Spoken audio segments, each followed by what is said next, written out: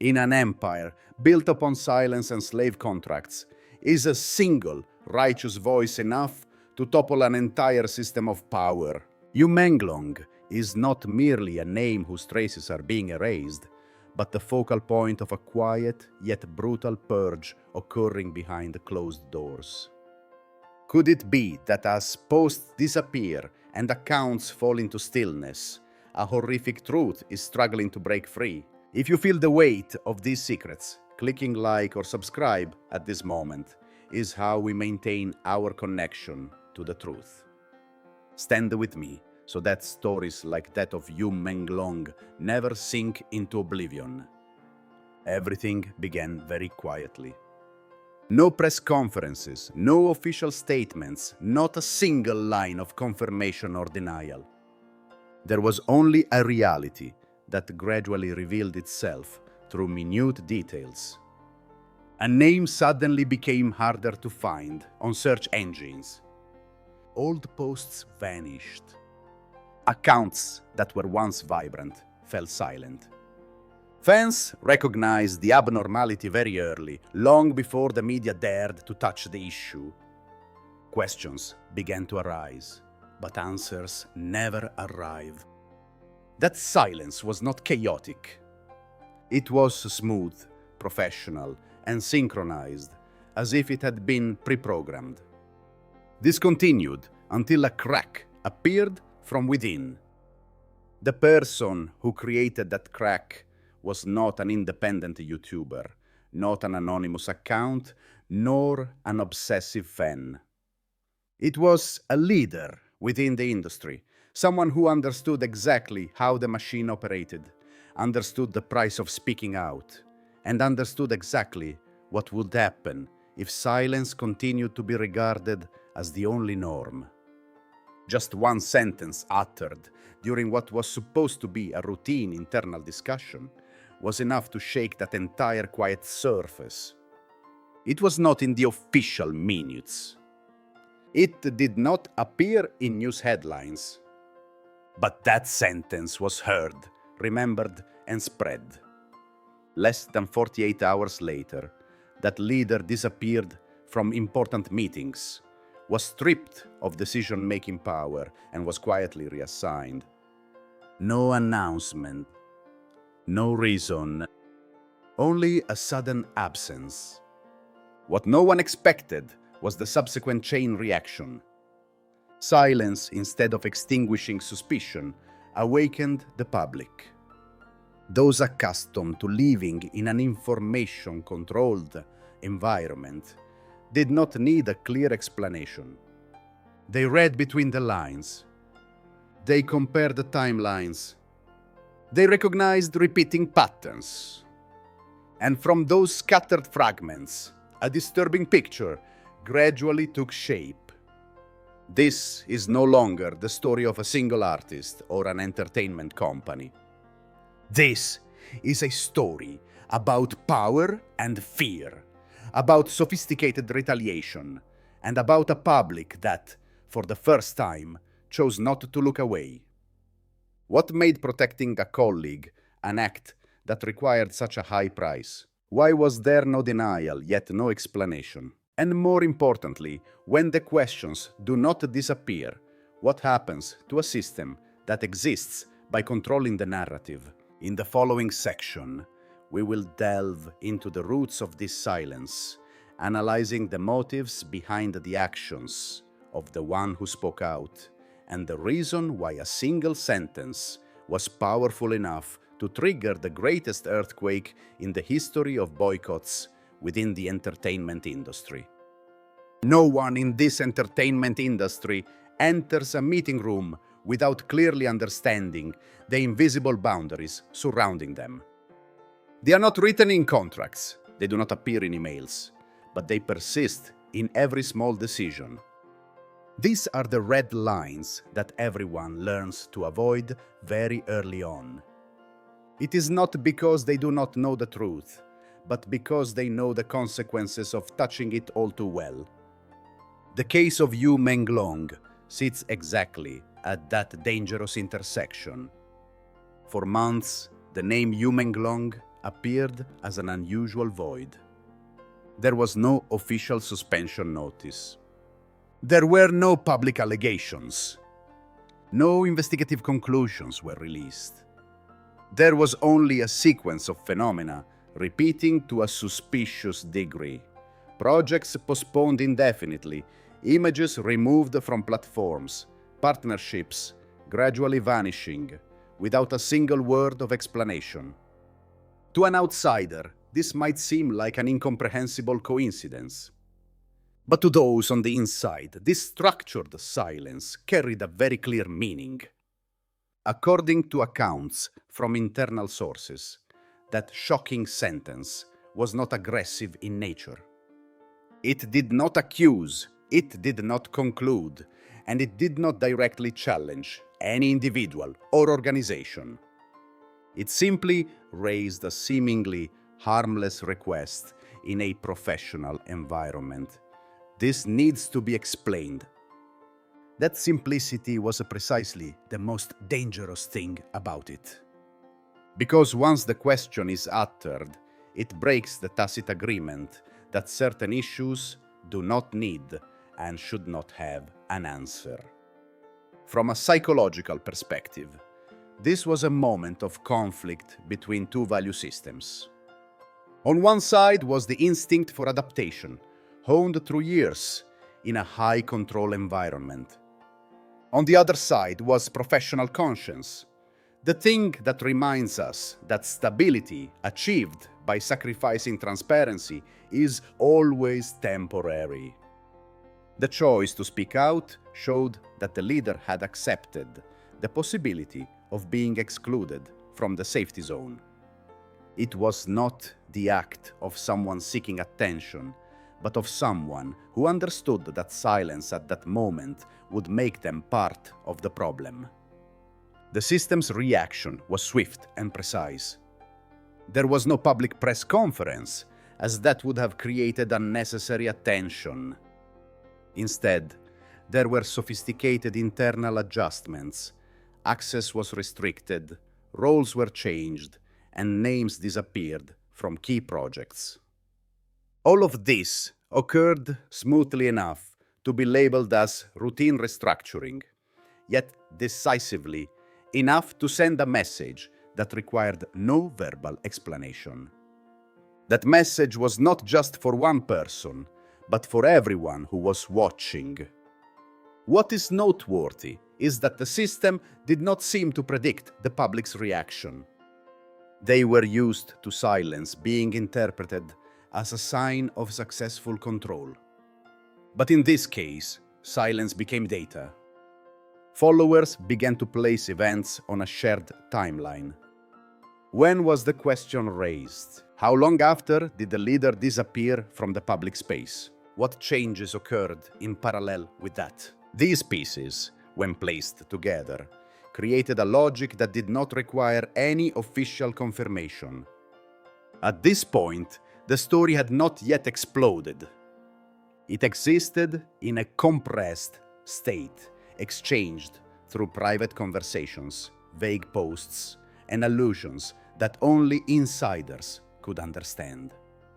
But this very phase was the most important foundation, because this was when the public shifted from the role of information consumers to the role of behavioral analysts.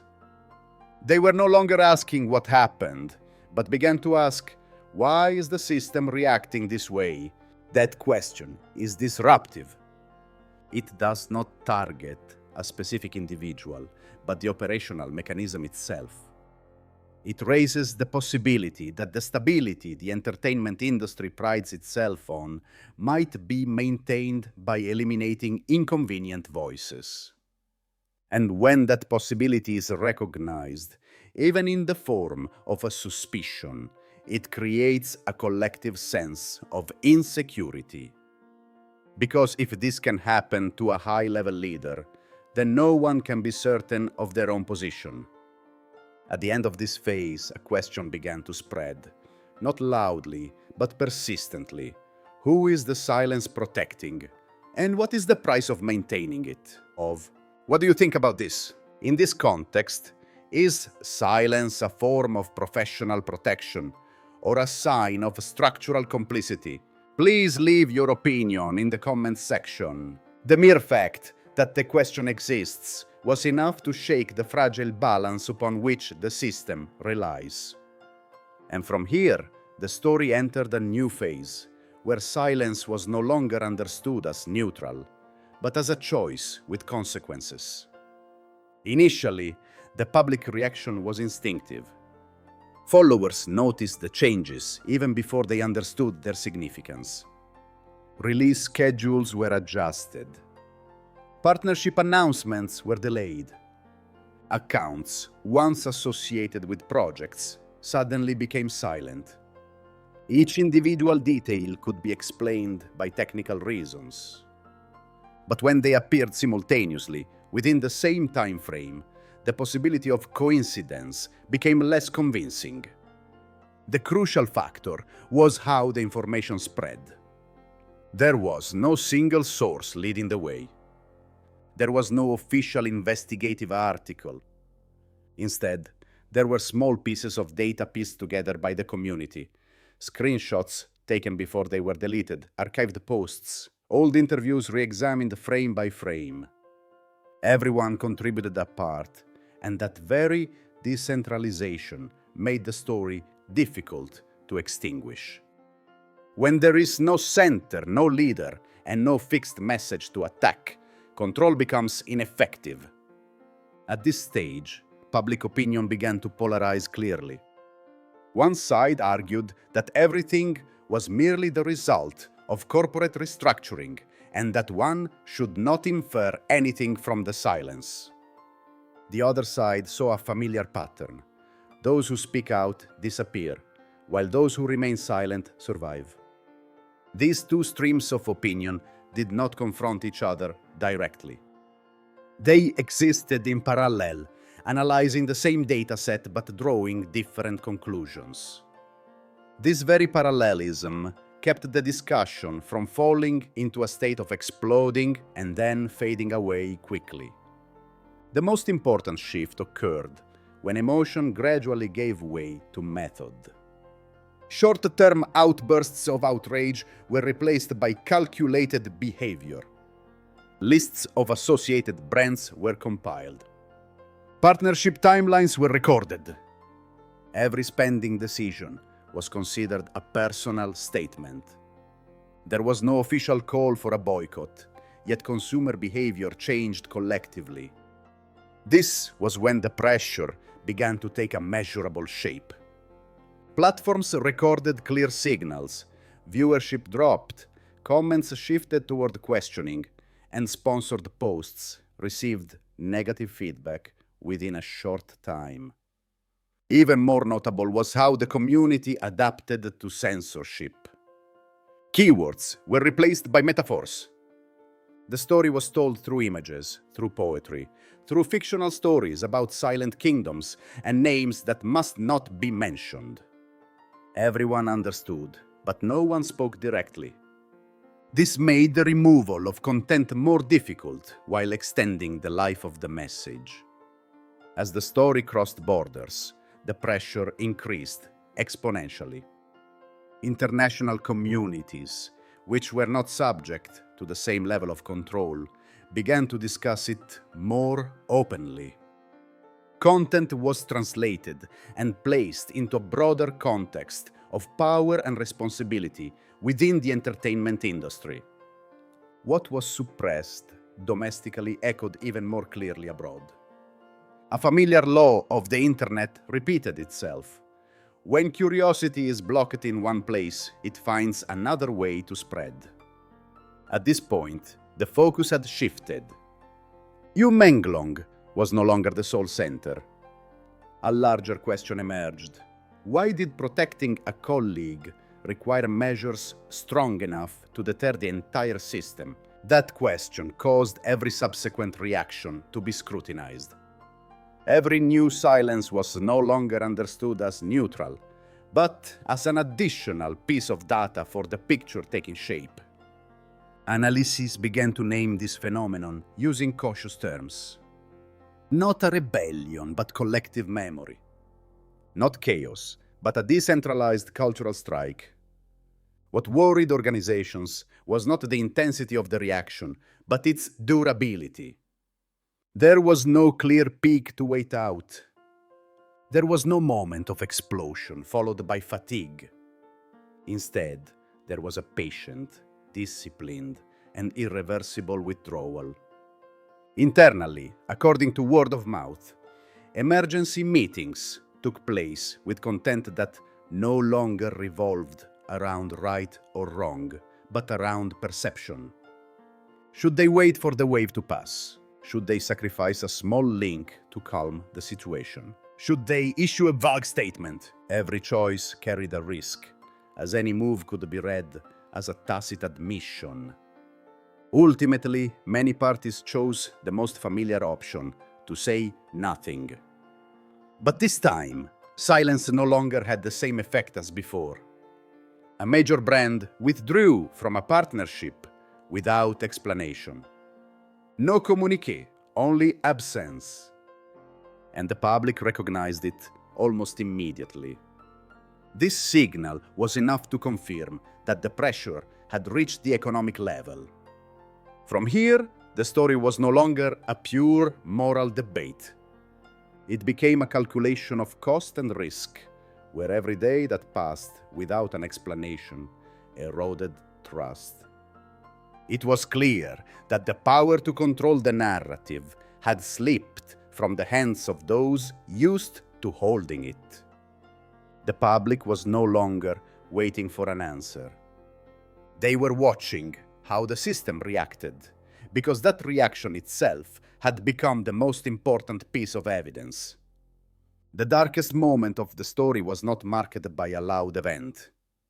There was no moment of explosion, no shocking statement, nor any symbolic image for the media to exploit. The true climax occurred in the prolonged absence. The leader did not return. He did not appear on any platform. Not a single line was shared, no interviews given, no effort made to clear his name. His silence was not a strategy, but the inevitable result of a system that had closed all exits. That very absence transformed him into an unintended symbol. Not a symbol of open resistance, but of a professional conscience that had been discarded. People no longer asked where he was. They asked why someone in that position could disappear so quickly and completely. This question was more dangerous than any allegation, because it aimed directly at the structure of power rather than at a specific individual. At this stage, the boycott movement had completely changed its form. No longer a spontaneous reaction, it became a habit. Consumers no longer needed to remind each other. They remembered. And that memory began to affect long-term behavior. Every new project announced was placed on the scale of memory. Not to punish, but to evaluate the level of credibility. Support was no longer the default. It was a condition. Within the industry, more subtle consequences began to appear. Public relations teams no longer viewed silence as an absolutely safe choice. Every decision to not respond was weighed more carefully, as precedent had proven that silence could be interpreted unfavorably. A small but important change occurred in the language used, from no comment to under consideration. It was not out of a commitment to transparency, but out of fear of repeating the same mistake. Young personnel, those who had witnessed the entire event from start to finish, carried this memory into meeting rooms. They did not protest loudly, but they asked different questions than before. Why are we choosing silence in this case? What did that lead to last time? The questions were not directly challenging, but they were enough to force decision makers to slow down. That slowing down was the sign that the balance of power had shifted, however slightly. The climax in terms of perception arrived when another similar incident appeared in the industry. This time, the initial reaction was no longer immediate erasure and delay. There was hesitation. There was internal debate. Options were proposed that had never been considered before, including acknowledging public concern at a minimal level. A seemingly meaningless sentence was included in an announcement. "We are aware of the concerns and are reviewing the matter." That sentence solved nothing, but it showed that the system had remembered the previous lesson. This was not a reform. It was not a moral awakening. It was an adaptation. The system did not become better. It became more cautious. And sometimes, caution is the first step toward responsibility, even if the starting point is fear rather than belief. This explains why the story of Yu Menglong never had a clear ending. No public investigation. No official apology. No restoration of honor in the traditional sense. Instead, there was a more practical kind of ending. The story was moved past by the flow of time, by new projects, new faces, and new topics. But it was not erased. It was set aside, like a long shadow that always appears whenever someone considers using the strategy of silence again. That shadow does not need to be named. Just mentioning that case is enough for everyone to understand. The leader did not regain his position. He had no moment of victory, no affirmation that he had been right. But his influence went far beyond his personal career. He proved something that every power structure fears: a single act of conscience, when collectively remembered, can change the behavior of an entire system without needing to overthrow it. In the end, the story did not bring a sense of satisfaction. It did not give the audience complete justice or full answers. But it left a dangerous legacy for power: the permanent vigilance of the public. When the audience learns to observe not just the content, but also how the system reacts, power is forced to adjust in small steps to avoid being scrutinized. And within those small adjustments, the mark of this story persists. Not loudly, not officially, but persistently, like a reminder that silence is no longer invisible and every choice is remembered by someone. As this story gradually recedes from prominent timelines, what remains is not a clear verdict, but a feeling that is hard to name. Yu Menglong did not return with an official exoneration. The leader did not appear to retell his choice. There was no moment of catharsis, no complete ending. But that very absence became the most powerful message. It shows how power often ends in convenient stories, not through dialogue, but by making them fade over time. However, time in this case did not erase everything. It refined it. What was too loud has passed, but what was structural remains. The entertainment industry continues to operate. New projects are still launched, and new faces are still introduced. The surface looks stable. Yet, beneath that layer of stability is an irreversible change in how the public perceives things. Trust is no longer given automatically. It has become something that must be rebuilt every time through how difficult questions are handled. The greatest lesson, perhaps, lies not in determining right from wrong, but in the quiet awakening of each of us. From passive information consumers, we are gradually becoming observers with memories, knowing how to see through long-term behavioral patterns instead of being swept away by short-term emotions. When consistency no longer exists, the quiet withdrawal of consent is the most powerful judgment that no power can prevent. In a world where apologies rarely come, these very memories will force decision-makers to weigh every choice more carefully. Could it be that when saying nothing also begins to bring consequences, that is when systems are forced to change themselves, even if they are just the first stumbling steps? Ultimately, this journey does not require outrage or the need to take a specific side. It only invites us to do something simple yet challenging. Observe how power reacts when questioned. Because in those very reactions, the truth often reveals itself more clearly than any flowery statement. Truth does not need affirmation. It only needs eyes patient enough to see through the night.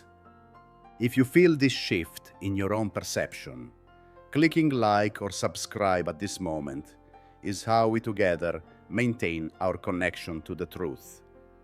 Please leave a comment with your perspective so that our voices are never dissolved into the silence.